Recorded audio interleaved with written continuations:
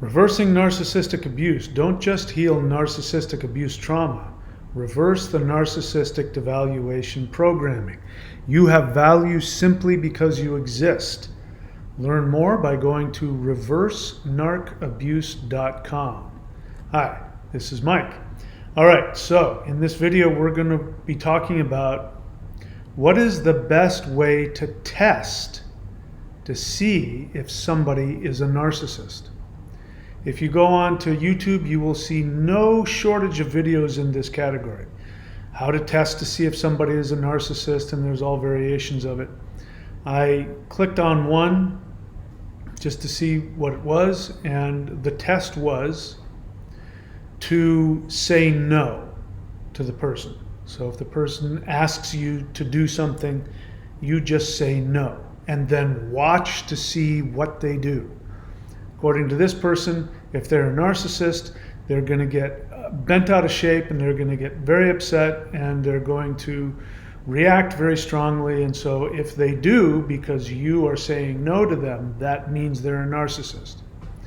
All right, so I'm here to tell you why these kinds of videos are going to blow up in your face. There's two main reasons. The first one is nobody likes to be told no. Nobody. So if we just take the one example that I mentioned, if you're not operating from some authentic place, and somebody asks something from you, and you say no to them, and they get bent out of shape, it doesn't mean that they're a narcissist. You don't like it when people say no to you, so just that general thing is it's a setup. By the way, this is the kind of thing that borderlines do. People with NPD aren't necessarily doing this, but borderlines will do this all the time. And it's a setup, because what they're waiting to do, in fact, there's no shortage of borderlines that watch those videos, because that is how the borderline mind has been programmed.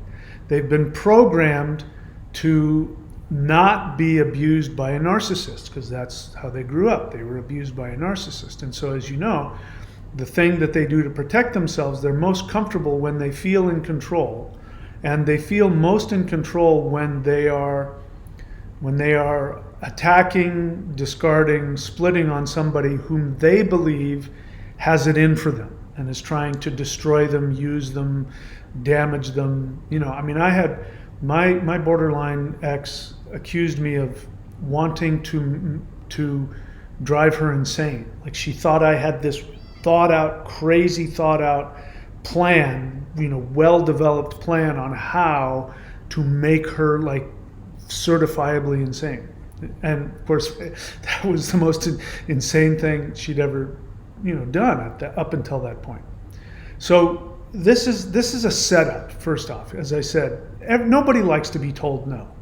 And it depends on the circumstance, it depends on what's going on. And there are plenty of people in the world who are uncooperative, who are selfish, who are controlling, who are not narcissists. And there are plenty of people who are normally very nice and very wonderful, but if you set them up and they ask you something that might otherwise be reasonable, and you say no simply because you're trying to test them, it's a very good chance that you're going to see a reaction, and then you're going to have this justification to say, oh, that person's a narcissist. So it's very self-destructive, and it's destructive to relationships. So that's the first main reason why, if you go with this attitude of testing to see if somebody's a narcissist, it's going to blow up in your face. Second one, this is most important. I want you to really listen to this. If you are thinking that you can't tell if somebody is a narcissist or not, that question assumes that you are going to step into a bear trap, that you are unknowingly walking into danger and you can't trust yourself. If that's the case, the problem is far worse than just whether or not you need to test to see if this person is a narcissist. It means that something within you is broken. Like I said, Borderlines are the first people to do this. And the reason is because their understanding of reality is completely shattered. Even though they believe, this is the grandiosity of their mental illness. They believe that they have an understanding of everybody. They believe that they have a psychic understanding of every single person and that they'll figure you out in a minute. Now, half of the time they're accurate because half of the time they are idealizing you and they're trying to find out ways to make you happy. And so they're very tuned in, and when you're happy, it's easy to pick up on that and go into that. So, but half of the time they're wrong because they respond out of their own fear of intimacy to such a degree that their brain, which they have a mental illness, which means that they have a break when it comes to objective reality. Their brain starts to tell them things and give them evidence for things that don't exist. They will make up in their head things that you said that you didn't say, looks on your face that you didn't make. I give this example a lot on this channel, but you're out with your borderline and it's their birthday and you gave them a surprise birthday dinner and a birthday cake and you're just pouring the love on. And during that, you're thinking, okay, and then there's going to be this special movie on television. I have to make sure to get back in time so that I can get her to watch that movie. And you look at your watch, and she goes, "What are you looking at your watch for?" It's a surprise. No, it's not. You don't want to be with me. You don't want. Who are you? Let me see your phone. Who are you talking to? Who are you texting? And then and this happened to me. They flip out, they get up, and they walk out of the restaurant. And while you're sitting there, going, what the hell just happened? So they think they know what's going on in your mind. And so if you're asking this question of how can I test to see if somebody's a narcissist, at that point, something's already really wrong.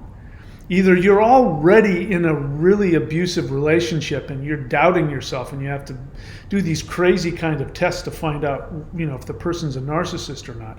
And or, you could be a borderline. You just really crazy, super, paranoid and jealous for no reason. Here's the bottom line of this. If you are going to be with somebody, just be authentic. Be yourself. There's no way to be in any kind of relationship without taking risks. Whenever you get into a relationship, even a friendship, there is a risk that person will hurt you. That cannot be avoided. If you think that you're going to have some kind of special test to figure out what somebody is like, you've already lost. It means that you're not a trustworthy friend. It means that you're going to sabotage it, or it means that you're so codependent that you're attracted to abusive people and you can't figure out when somebody's abusive or not. Healthy people know the moment that they're with somebody like a narcissist or a borderline or somebody's got it in for them. Healthy people know almost immediately, and they don't get paranoid and flip out. They just go, you know what? I'm just going to give that person a little distance. The other thing is that narcissistic people are not attracted to you if you're healthy. If you're self-individuated, if you're self-empowered, you are not on their radar. So if you have to ask this question, something is very wrong. And if you're asking this question, it means that you need to be educating yourself and healing yourself, because you're already walking, you only ask these questions if you've been abused by narcissistic people more than once, because then you're on your guard. Normal people aren't on their guard. They just hang out with people, they like you, you connect, you don't connect. They don't go around testing you to see if you're a narcissist. How would you feel? How would you feel if you were out on a date and somebody was testing you to see if you were a narcissist? Even if the question or the response is not authentic. If you're not saying no simply because, I don't want to do that or I'm not able to do that, I mean, if you're doing it from some either paranoid place or I'm testing to see who you are, the person's going to get weirded out, creeped out, offended, something. You're just asking for trouble. So if you really want to understand what narcissistic abuse trauma is, and because if you're at that stage where you're testing to see if somebody's a narcissist, it means that you've been devalued and you're operating from that devaluation programming. So the answer isn't to test to see if somebody's a narcissist. It's just, it's going to blow up in your face, and it's a ridiculous idea to begin with. What you need to be doing is reversing the programming within you so that you never even have to think about it. As I said earlier, narcissistic people look for victims.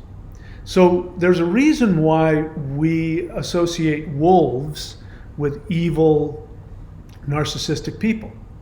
Poor wolves that are just doing their job. But when wolves are out there doing their thing in nature, and a wolf pack is chasing after, a herd of deer, what they do is they look for the sick and the injured, and then they corral those out of the pack, and they attack and kill those.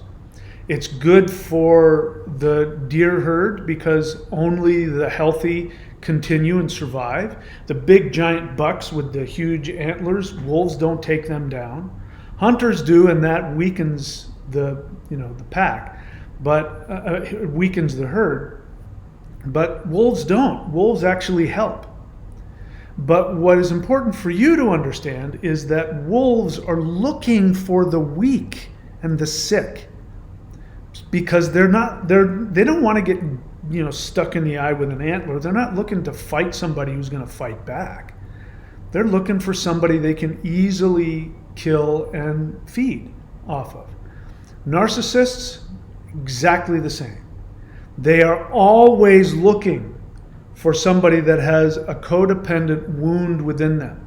They're looking for somebody that has narcissistic devaluation programming that's working. They will go right after you. So again, if you are somebody that has to test to see if somebody's a narcissist, it means you're that weak or sick animal in the herd. That's why they're coming after you.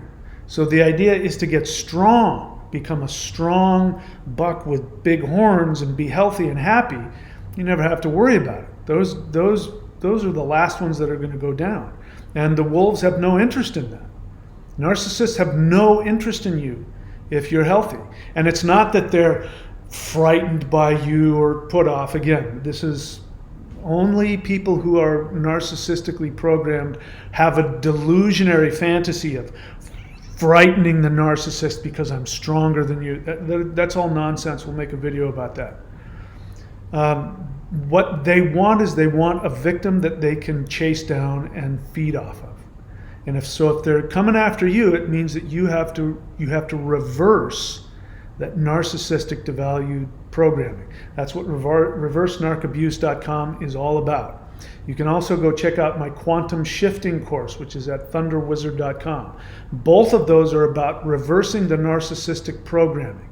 I encourage you to check it out, educate yourself on that, get out of the obvious ridiculous nonsense, because listen, the people that make these videos, and I'm not going to name any names, but I've followed them, I've watched them, and again, never learn from somebody if they don't have the life that you want. And I'm telling you, the so-called coaches and experts that make these videos about how to test if somebody's a narcissist, these are people who are constantly being abused. They have a life where they're continuously being abused, and it's right out there for you to see if you look for it. So you want to learn from somebody that doesn't have to test. You either know or you don't, and you're strong and you attract healthy people to you. I can teach you how to do that. Go to reversenarcabuse.com and check out that video course, and check out my quantum shifting, which we find at thunderwizard.com in the shop. Click on the shop. Also, I want to invite you to the live guided interdimensional meditation videos that I have on my other channel, which is Thunder Wizard on YouTube. And those meditations are every Wednesday and Saturday at 8:30 p.m. Here it is, live guided interdimensional meditation to manifest solar flash ascension event. And what we do in those meditations is we do some very powerful energy work that will connect you to the higher functioning of your own spirit. And if you do this stuff, you're going to find out what it's like to truly be seen and loved. And when you're truly seen and loved, narcissists, not like I said, they can't touch you, and number two, they have no interest in you. You'll be able to see them a mile away and they will avoid you. So I encourage you to do that anyway. So that's the thing. Don't waste your time trying to test to see if someone's a narcissist. It's going to blow up in your face. You could destroy good relationships, and very likely you're already in trouble if you have to ask these questions. All right, so that's it. I'll see you guys later. Please take very good care of yourselves. Remember that you are valuable simply because you exist. In fact, there is literally nothing you could do that would make you more lovable than you already are. All right, so reverse the narcissistic devaluation programming. We'll see you next time. Please take very good care of yourselves.